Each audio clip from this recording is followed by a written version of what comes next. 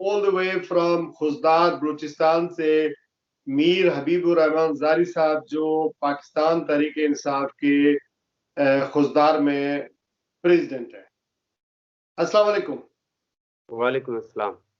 ये फरमाइएगा कि अगर आपकी मुलाकात पाकिस्तान की मुसल्लह अफवाज के सिपह सलार जनाब कमर जावेद बाजवा से हो जाए, तो आप उनसे बलूचिस्तान के हवाले से क्या मुतालबात उनके सामने रखेंगे, या वो आपकी मदद कर सकते हैं खुजदार के हवाले से या बलूचिस्तान के हवाले से? सर, आपने माशाल्लाह बहुत बेहतरीन सवाल किया है। मैं आपसे अर्ज करूं कि जनरल कमर जावेद बाजवा साहब, क्योंकि सबसे पहले मैं आपको बताऊं कि 2011 में जो बलूचिस्तान के हालात थे, यहाँ पे स्कूलों में पाकिस्तान का झंडा लगाना भी एक जुर्म था। कौमी तराना के ऊपर भी पाबंदी लगाई गई थी। 2011 और 12 में काफ़ी हालात नासाजगार थे। तो इसके बाद पाकिस्तानी फ़ौज के ताउन और एफसी फ्रंटियर कोर के काविशों की वजह से यहाँ पे हालात काफ़ी बेहतर हो चुके हैं। अल्हम्दुलिल्लाह आजकल हम आज़ादी मार्च भी मनाते हैं। यहाँ पे यौम दिफा पाकिस्तान भी मनाते हैं। काफ़ी नौजवान प्रोग्रामों में शरीक होते हैं। पहले तो यहाँ पे पाकिस्तान का झंडा लगाना भी एक जुर्म था, लेकिन आजकल अल्हम्दुलिल्लाह लोगों में शऊर आ चुके हैं। क्योंकि वो, जैसे कि मैं आपसे अर्ज़ करूँ कि हमारे हमसाया मुल्क ने बलूचिस्तान के लोगों को, बलूचों को अपने फ़ौज के खिलाफ जो खड़ा किया था, वो इस मंसूबे में अभी नाकाम हुए हैं। क्योंकि आजकल बलूचिस्तान में 90% लोग मुहिब वतन हैं। वो अपने फ़ौज से, अपने पाकिस्तानियत पे फ़ख्र करते हैं। यानी आप चीफ ऑफ आर्मी स्टाफ को खराज तहसीन पेश करना चाहेंगे, उनका जी, शुक्रिया अदा।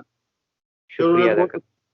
और अगर ये भी मुतालबा रखें कि बलूचिस्तान के लोगों को ज्यादा से ज्यादा कमीशन में, आर्मी में कम अज कम अकोमोडेट किया जाए। सर, बलूचिस्तान में अल्हम्दुलिल्लाह आर्मी में बहुत लोगों को जॉब्स मिले हैं और अभी तक भी मिल रहे हैं। यहाँ के नौजवान काफ़ी ज्वाइन किए हैं पाक आर्मी में, जॉब्स कर ठीक। रहे हैं। जी अगर आपकी मुलाकात वजीर आजम इमरान खान साहब से हो जाए, तो आप उनको क्या कहेंगे? क्या उनके सामने मुतालबात रखेंगे, उनका शुक्रिया अदा करेंगे, क्या करेंगे? सर, जनाब वजीर आजम इमरान खान से हमारा ये रिक्वेस्ट है कि बलूचिस्तान की तरफ ध्यान दे। यहाँ हमारा सूबा पसमानदा है दूसरे सूबों के बनिस्बत, क्योंकि पंजाब में तो मोटरवेज आपको मिलेंगे, लेकिन यहाँ पे हमारे जो भी रूट्स है वो सिंगल हैं। इसकी वजह से आए रोज़ हमारे एक्सीडेंट्स होते हैं, नौजवान शहीद हो जाते हैं, काफ़ी नुकसानियाँ उठानी पड़ती हैं। दूसरी बात ये है कि बलूचिस्तान में बेरोज़गारी भी काफ़ी ज़्यादा है। मैं इनसे रिक्वेस्ट करूँगा कि यहाँ पे रोज़गार के मौके मुयस्सर करें लोगों को। और तीसरी बात ये है कि जान साहब के हुकूमत में हम वो इत्यादी हैं, तो चीफ मिनिस्टर से रिक्वेस्ट करें हमारे लिए, यहाँ के तरक्याती कामों के हवाले से या बेरोज़गारी के हवाले से, ताकि उनका खात्मा हो जाए। जाम कमाल जो वजीर आला हैं, वो खुशदार आते हैं, लोगों से मिलते जुलते हैं, या कोयटा में ही रहते हैं? सर, बतौर चीफ मिनिस्टर उनकी जिम्मेदारियां ज़्यादा हैं, लेकिन हालात से अल्हम्दुलिल्लाह वाकिफ़ हैं। यहाँ के लोगों के हालात से बाखबर रहते हैं। अगर आ नहीं सकते तो उनके नुमाइंदे यहाँ पे हैं, उन तक हमारा पैगाम पहुँच सकता है। इंशाल्लाह वो काफ़ी दिलचस्पी ले रहे हैं इन बातों में, क्योंकि डिस्ट्रिक्ट खुजदार उनके आबाई इलाके से थोड़ा सा दूर है। वो डिस्ट्रिक्ट लसबेला में रहते हैं, हम डिस्ट्रिक्ट खुजदार में रहते हैं। एक ही रूट है क्वेटा और कराची के बीच में। तो यहाँ के हालात से बखूबी, इलेक्शन से पहले आए थे हम, यहाँ पे हम लोगों से मिले थे, सरदारों से, जो पार्टी के रहनुमा थे उनसे। हालात से तो वाकिफ है बखूबी, लेकिन वो तरक्याती काम के हवाले से यहाँ पे उनके कुछ लोग हैं जो अपने मफाद के सोचते हैं, लोगों के तरक्याती कामों की तरफ ध्यान नहीं देते। क्योंकि जब जॉब्स आते हैं तो अपने ही लोगों को सिलेक्ट करते हैं। तो इनसे रिक्वेस्ट है कि खुद ही इनका पूछगछ कर ले, इनके बारे में मालूमात करें, जो काम उन्होंने दिए हैं वो आया उन लोगों तक, हकदारों तक पहुंचे हैं कि नहीं। यही रिक्वेस्ट है हमारा जान सर। जाम कमाल जो है ये भी कबायली सरदार है। जी हाँ, अपने कबीले का नवाब है सर, नवाब तो, जाम कमाल खान। तो कितना एक बड़ा कबीला होगा इनका हजारों के हिसाब से? जी हाँ सर, जाम कबीला बहुत बड़ा कबीला है। वो उनका नवाब है। एक एक ही लीडर है। अच्छा, ये जो सरदारी निजाम है, इसमें जब नवाब चुने जाते हैं तो ये क्या मोरूसियत की तरह, शहंशाहियत की तरह एक एक एक जब मर जाता है तो दूसरा आ जाता है ऑटोमेटिकली? इसका क्या सिस्टम होता है? सर असल में जो सरदार जब फोत हो जाता है हम्म। तो उसके बेटे को ही उसके दस्तार पहनाया जाता है। ये हमारा रस्म रिवाज है।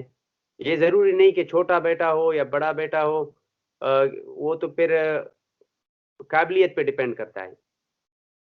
अच्छा, तो ये बाकी जितने भी होते हैं ये सब उस पर लब्बैक कहते हैं, कहीं इख्तलाफ भी होते होंगे? सर यहाँ पे हमारे जब कोई सरदार फौत हो जाता है तो दूसरे सरदार को उसका विरासत देने के लिए जो यहाँ के कबीले के लोग मीर मुतबर एक जिरगे की सूरत में वहाँ पहुंच जाते हैं। तो ऐसी कोई वहाँ पे एतराज नहीं होता है जिसकी वजह से कोई दूसरा आखिर खड़े हो जाए कि भाई हमें भी दस्तार पहने, क्योंकि वो नस्ल दर नस्ल एक तरतीब है जो चले आ रहे हैं। तालीम आम हो गई है, इंटरनेट का जमाना है, तो जो तालीम याफ्ता तबका है, मसलन कोई यहाँ से पढ़ के जाता है बरतानिया से या पाकिस्तान से, मतलब ये सारे लोग उसी सरदार के पीछे लब्बैक कहते हैं कि वो पढ़ा लिखा हो ना हो, सही करे गलत करे, उसी के पीछे सारे हो जाते हैं, या इसमें कुछ इख्तलाफात भी तो होते होंगे काफी?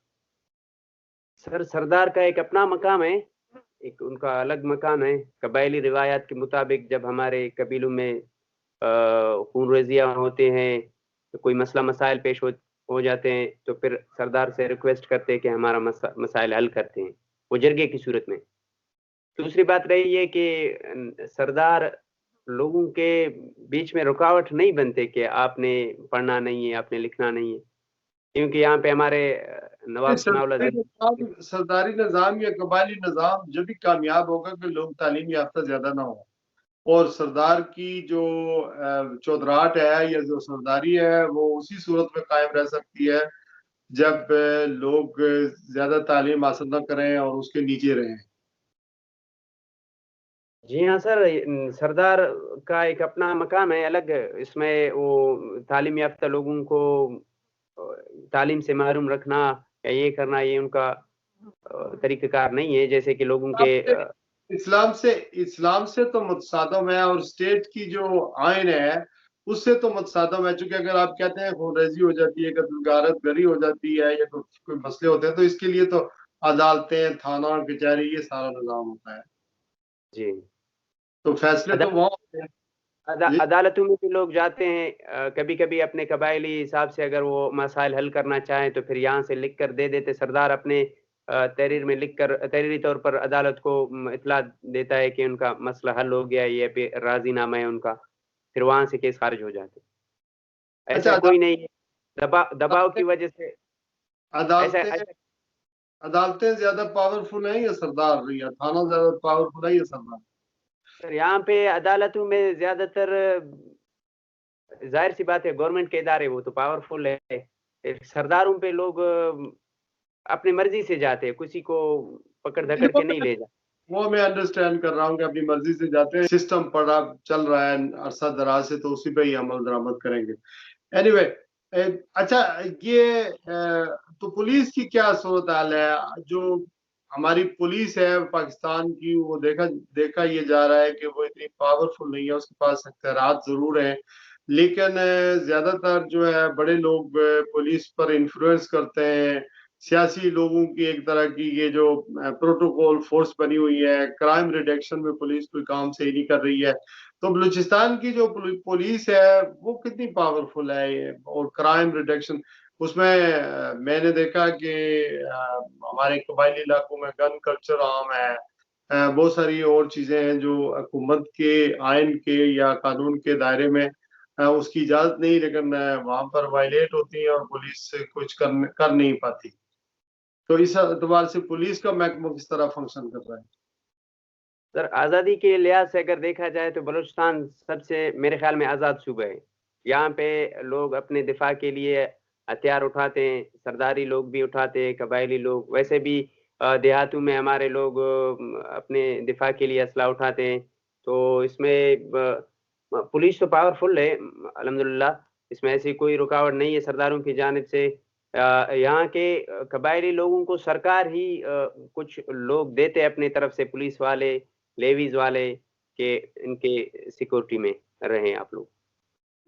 जो इतना ज्यादा अगर असला होता है तो फिर दो कबीलों के दरमियान या दो सरदारों के दरमियान जब लड़ाई होती है तो अरसा दराज तक चलती होगी। सर असला तो अल्हम्दुलिल्लाह हर घर में मौजूद है, लोग दिफा के लिए अपने रख देते हैं। कभी कभी ऐसे हालात होते हैं तो यहाँ पे कबायली निज़ाम है, कबायलियों के वडेरे और मीर मुतबर जाकर उनके उनमें खैर सुलह की बातें करके उनको जंगबंदी करते हैं। फिर कभी कभी सरकार भी मुदाखलत करते हैं ऐसे लड़ाइयों में, ताकि उनकी उनको राजी ये किया जाए। ये असला लाइसेंस शुदा होता है या गैर लाइसेंस शुदा होता है? सर असला लाइसेंस शुदा है। कभी कभी गैर लाइसेंस शुदा भी असला रखते हैं लोग अपने दिफा के लिए, लेकिन वो हालात को खराब करने के लिए नहीं, अपने दिफा के लिए रखते हैं। इसमें जो है ज्यादा चांस यही होता है कि अगर आपके पास असला है तो फिर आप गैर कानूनी तौर पर बहुत सारे काम कर सकते हैं, यानी कि असला इस्तेमाल कर सकते हैं। एनीवे, सर अगर अगर गैर कानूनी आपने गैर कानूनी का जिक्र किया सर, ऐसी कोई बात नहीं है। यहाँ पे इदारे वाले भी मौजूद है, ये एफसी के चेक पोस्ट भी है, लेवीज और पुलिस के चेक पोस्ट भी है, 1-2 किलोमीटर के फासले पर हैं। तो अगर कोई ऐसा तनाज़ा पेश आ जाए तो फिर वो सरकार उनको कंट्रोल करने में उनका काफी किरदार है। अच्छा, लोगों में अब शऊर आ चुका है, फुटबॉल भी खेलते हैं, हॉकी भी खेलते हैं। हमारे यहाँ खासकर ज्यादातर क्रिकेट पे तवज्जो देते हैं लोग। तो आप को अगर या दूसरे जो नौजवान हैं फौजदार के, अगर उनको मौका मिले कि पंजाब में जाकर आप जॉब करें, अगर जॉब की या बिजनेस की अपॉर्चुनिटी हासिल हो, तो आप लोग वहां जाकर करते हैं? और कितने लोग ऐसे होंगे जो दूसरे सूबे में जाकर काम काज करते होंगे? सर बहुत सारे लोग यहाँ से माइग्रेट करके गए हैं, सूबे सिंध में भी जॉब करते हैं और खैबर पख्तूनख्वा में भी जॉब करते हैं, पंजाब में भी। पंजाब भी हमारा ही सूबा है, हम अपने से अलग नहीं समझते, क्योंकि जी अ, रही बात, हम अगर एक बलूचिस्तान में बलूच कबाइल रहते हैं तो पंजाब कबाइल पंजाब में, पंजाबी कबाइल लोग पंजाब में रहते हैं, और पठान खैबर पख्तूनख्वा में रहते हैं, सिंधी कबीले के लोग सिंध में रहते हैं। हम चारों भाई हैं एक दूसरे के साथ। हमारा कारोबार लेन देन इलेक्ट सिलेक्ट होना चाहिए, बस लाजमी है। ये कश्मीर का नाम भी कभी सुना है आपने? हमारा एक झगड़ा है भारत के साथ कश्मीर पर। हाँ। जी हाँ सर, कश्मीर का बारे में सुना है और लिखा भी है, कुछ पढ़ा भी है जी। जी। वहाँ के लोग तो सर हमारी मदद के मुंतजर है, उनके साथ जुल्म हो रहा है, जैसे कि इंडिया वहाँ पे जुल्म कर रहा है, जबरी तशद्दुद। तो इनके रोकथाम के लिए हमें उनकी मदद करना चाहिए, फौज के साथ मिलकर, अपने हुकूमती इदारों के साथ, यहाँ तक कि इस्टेब्लिशमेंट तक अगर हम मदद करें तो उनके कर सकते हैं। जहाँ तक उनके हक में लिख भी सकते हैं, बोल भी सकते हैं और आगे भी बढ़ सकते हैं। पाकिस्तान का पांचवा अनडिक्लेयर्ड सूबा जो है गिलगित बिल्तिस्तान भी है, और उसके जी अलावा कश्मीर जो है वो ज़ाहिर है आज़ाद कश्मीर, तो आज़ाद हुकूमत है वहाँ पर। लेकिन मकबूजा कश्मीर और कश्मीर जो है वो भी पाकिस्तान का हिस्सा है, लेकिन अभी फैसला होना बाकी है। मीर हबीबुर रहमान ज़ारी साहब खुशदार से हमारे साथ मौजूद थे, प्रेसिडेंट हैं तहरीक इंसाफ के, और हमने बहुत सारी इनसे फॉर्मल अनफॉर्मल इनफॉर्मल बातें की हैं, रवायती और गैर रवायती तरीके से। कोई इंटरव्यू किसी किस्म की प्रिपरेशन नहीं थी, ना मेरी और ना इनकी, गपशप थी। तो अपना बहुत सारा ख्याल रखिएगा और इंशाल्लाह आपसे रब्ता रहेगा। पाकिस्तान जिंदाबाद, पाकिस्तान आर्मी जिंदाबाद। थैंक्स सर, शुक्रिया, बहुत बहुत शुक्रिया। मेहरबानी।